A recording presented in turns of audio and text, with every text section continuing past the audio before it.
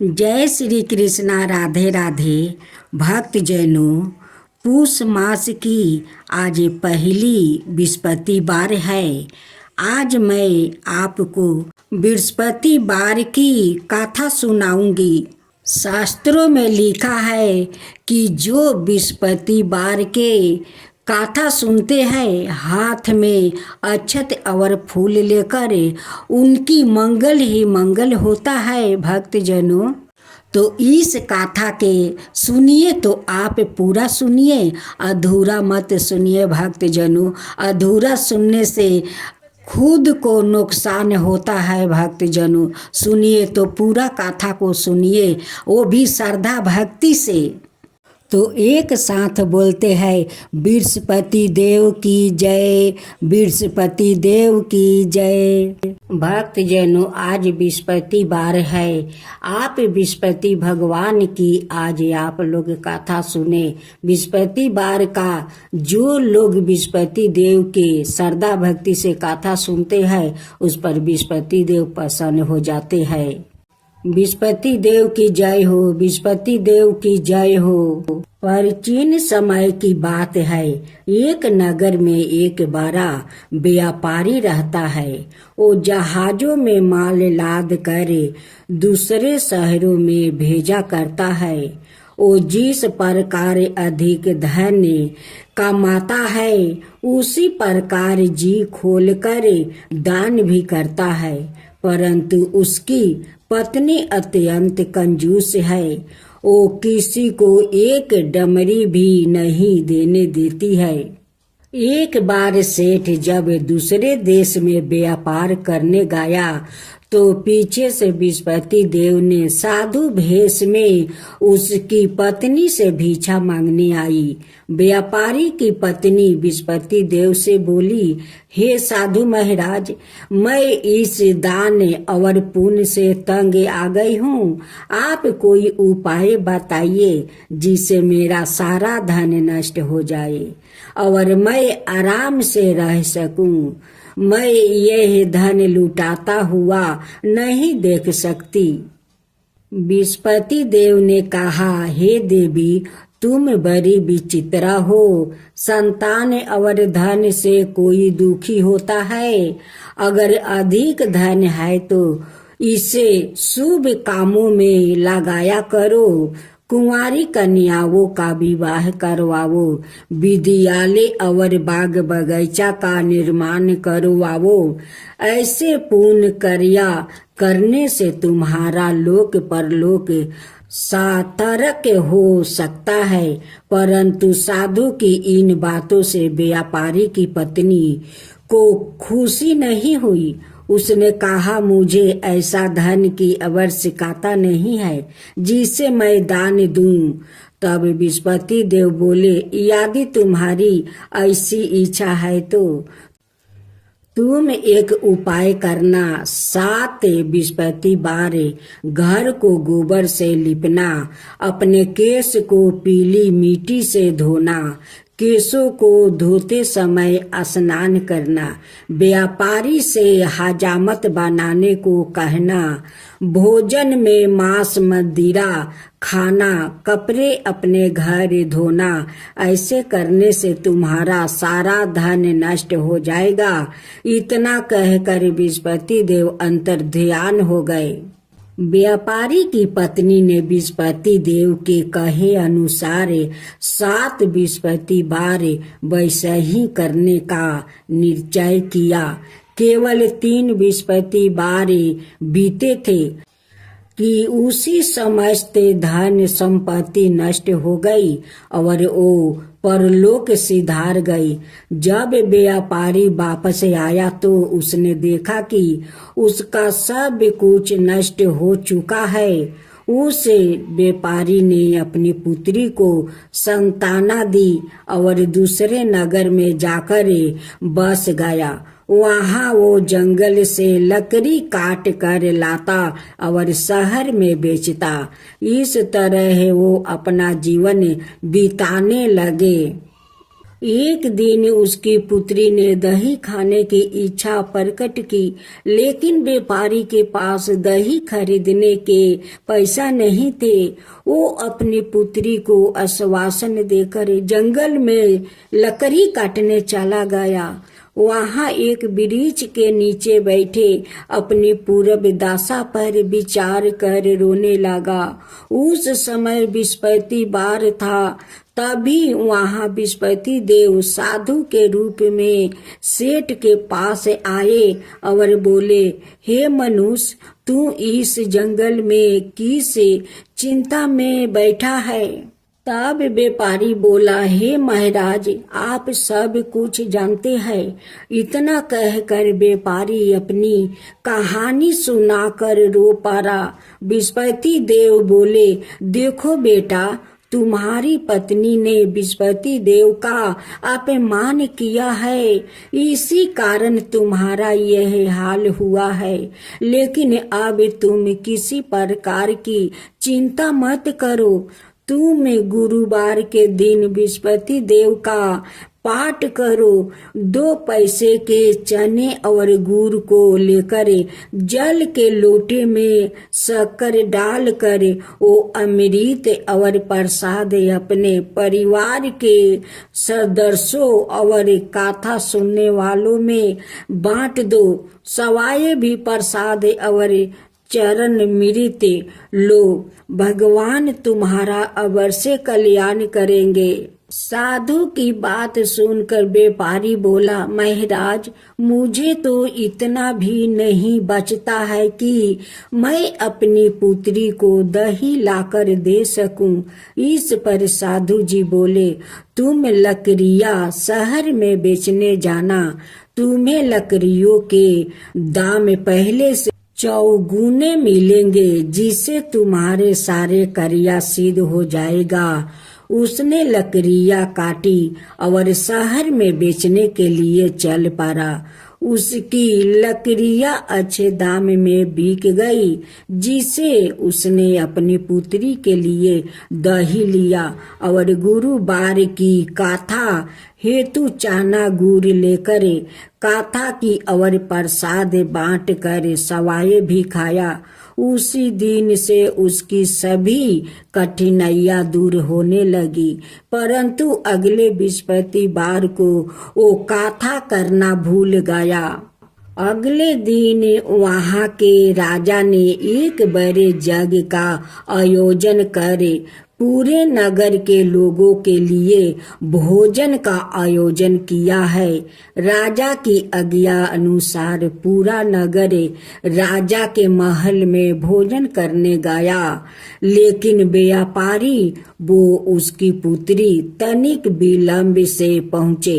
अंत उन्हों दोनों को राजा ने महल में ले जाकर भोजन करवाया। जब वो दोनों लौट कर आए तभी रानी ने देखा कि उसकी खूंटी पर टांगा हार गायब है। रानी को व्यापारी और उसकी पुत्री पर संदेह हुआ कि उसका हार उन दोनों ने ही चुराया है। राजा की आज्ञा से उन दोनों को कारावास की कोठरी में कैद कर दिया गया। कैद में पड़कर दोनों अत्यंत दुखी हुए। वहां उन्होंने बृहस्पति देवता का स्मरण किया। बृहस्पति देव ने प्रकट होकर व्यापारी को उसकी भूल का अभ्यास करवाया और उन्हें सलाह दी कि गुरुवार के दिन कैद खाने के दरवाजे पर तुम्हें 2 पैसा मिलेंगे। उनसे तुम चने और मुनका मंगवाकर विधि पूर्वक बृहस्पति देवता का पूजन करना। तुम्हारे सब दुख दूर हो जाएंगे। बृहस्पतिवार को कैद खाने के दरवाजे पर उन्हें 2 पैसे मिले। बाहर सड़क पर एक स्त्री जा रही थी। व्यापारी ने उसे बुलाकर गुड़ और चने लाने को कहा। इस पर वो स्त्री बोली, मैं अपनी बहू के लिए गहने लेने जा रही हूँ, मेरे पास समय नहीं है। इतना कहकर वो चली गई। थोड़ी देर बाद वहां से एक और स्त्री निकली। व्यापारी ने उसे बुलाकर कहा कि हे बहन, मुझे बृहस्पतिवार की कथा करानी है, तुम मुझे 2 पैसे का गुड़ चना ला दो। बृहस्पति देव का नाम सुनकर वो स्त्री बोली, भाई, मैं तुम्हें अभी गुड़ चना लाकर देती हूँ। मेरा एकलौता पुत्र मर गया है। मैं उनके लिए कफन लेने जा रही थी, लेकिन मैं पहले तुम्हारा काम करूंगी, उसके बाद अपने पुत्र के लिए कफन लाऊंगी। वो स्त्री बाजार से व्यापारी के लिए गुड़ चना ले आई और सवाए भी बृहस्पति देव की कथा सुनी। कथा के समाप्त होने पर वो स्त्री कफन लेकर अपने घर गई।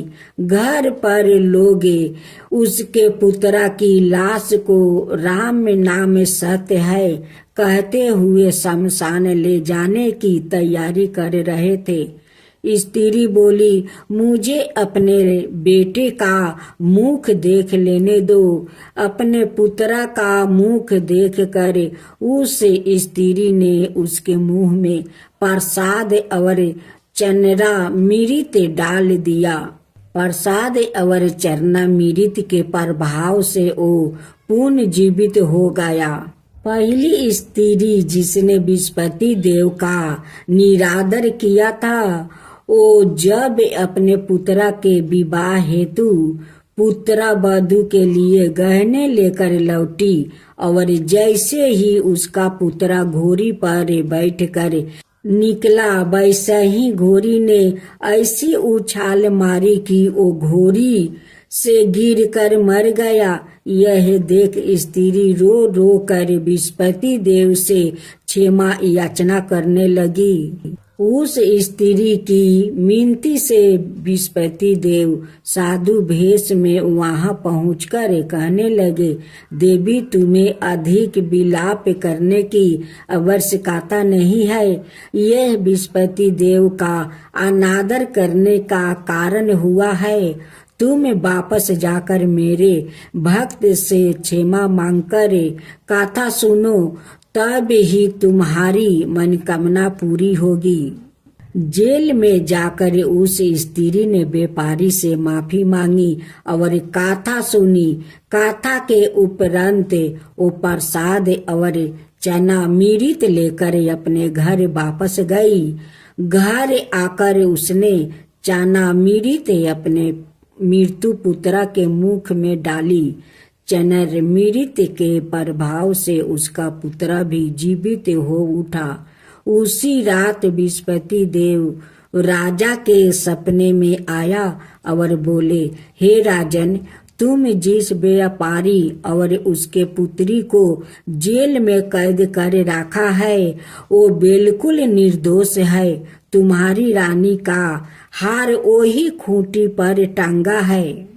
दिन निकला तो राजा रानी ने हार खूंटी पर लटका हुआ देखकर राजा ने उस व्यापारी और उसकी पुत्री को रिहा कर दिया और उन्हें आधे राज्य देकर उसकी पुत्री का विवाह ऊंचे कुल में करवाकर दहेज में हीरे जवाहरात दिया। ओम जय बृहस्पति देवा, जय बृहस्पति देवा, छिन छिन भोग लगाऊं के दली फल मेवा। ओम जय बृहस्पति देवा, जय बृहस्पति देवा। तुम पुराण परिमत माँ, तुम अंतर्यामी, जगत पिता जगदीश्वर, तुम ही सबके स्वामी। ओम जय बृहस्पति देवा, जय बृहस्पति देवा।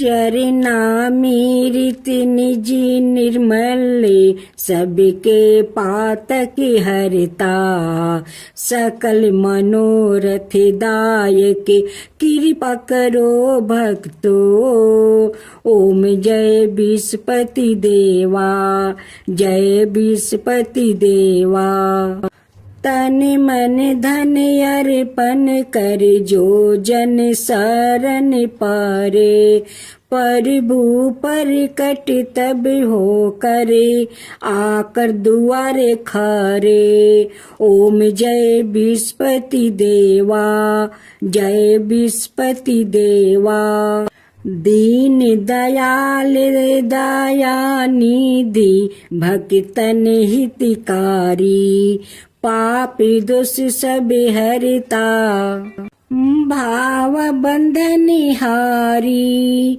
ओम जय विष्णुपति देवा जय विष्णुपति देवा सकल मनोरथ दायक सब संशय हरो विषय विकार मिटाओ संतन सुखकारी ओम जय विष्णुपति देवा जय विष्णुपति देवा जो कोई आरती तेरी प्रेम सहित गावे जेठाय नंदय नंदन कर सो निश्चय पावे ओम जय विष्णुपति देवा जय विष्णुपति देवा सब मिलकर बोलो विष्णुपति भगवान की जय विष्णुपति देव की जय।